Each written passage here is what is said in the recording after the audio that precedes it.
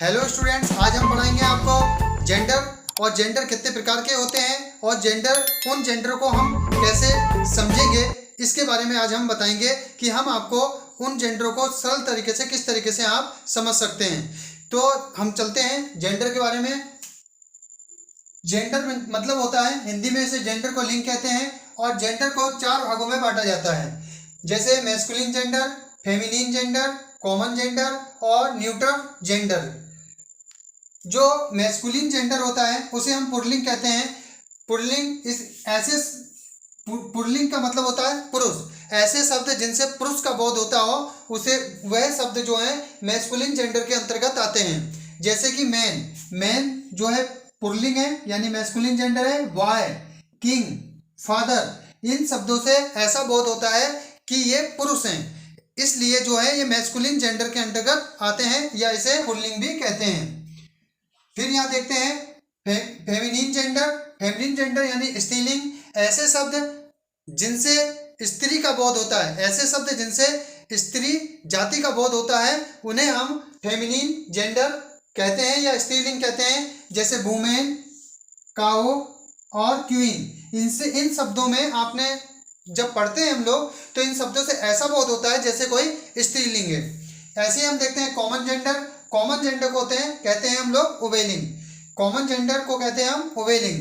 तो इसका उभयलिंग का मतलब क्या होता है? ऐसे शब्द जो स्त्री और पुरुष दोनों का बोध कराएं उन्हें हम कॉमन जेंडर या उभयलिंग कहते हैं। जैसे फ्रेंड क्या होता है? फ्रेंड स्त्रीलिंग भी हो सकता है और पुल्लिंग भी हो सकता है। तो फ्रेंड स्त्रीलिंग और पुल्लिंग दोनों हो सकता है, इसलिए ये कॉमन जेंडर है। ऐसी टीचर देखिएगा, वुमेन भी होती है और मैन भी होता है, लेकिन कॉमन रूप से हम कहते हैं कि हमारे टीचर।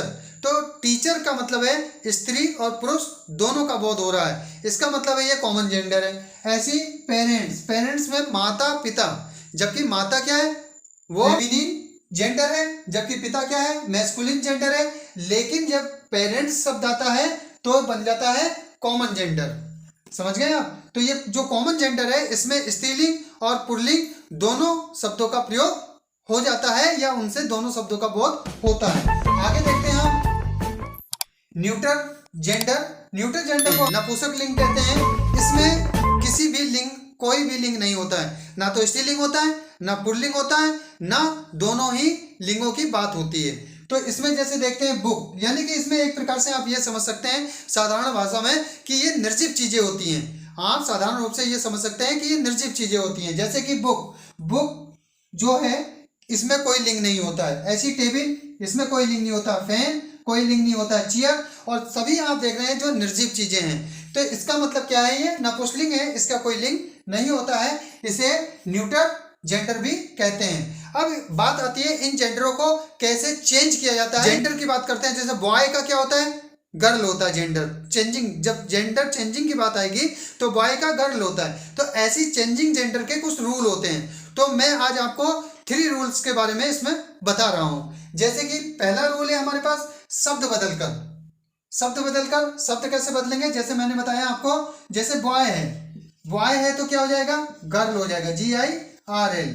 ऐसे ही आप अगर देखते हैं फादर है, FATHER, फादर है तो क्या हो जाएगा? मदर, MOTHER, मदर हो जाएगा। लेकिन जैसे ही हम यहाँ पर मैस्कुलिन में ES जोड़ा जाता है तो ये शब्द कैसे होते हैं, इसका भी हम एक एग्जांपल देकर आपको बता रहे हैं। जैसे आप समझ लीजिए गॉड है, गॉड माने भगवान, ऐसी GOD। अब यहाँ पर क्या जोड़ना है आपको? ESS। तो गॉड का गॉडेज, गॉड माने देवता और गॉडेज माने देवी। ऐसी एक्टर्स, इस तरीके से ये चेंजिंग आती है। मैस्कुलिन नाउन शब्द का प्रथम अथवा अंतिम शब्द बदलकर, जैसे ही गॉड माने बकरा, और सी गॉड माने बकरी। इसका प्रथम शब्द चेंज हुआ है, मिल्क मैन, और ऐसी मिल्क वुमेन।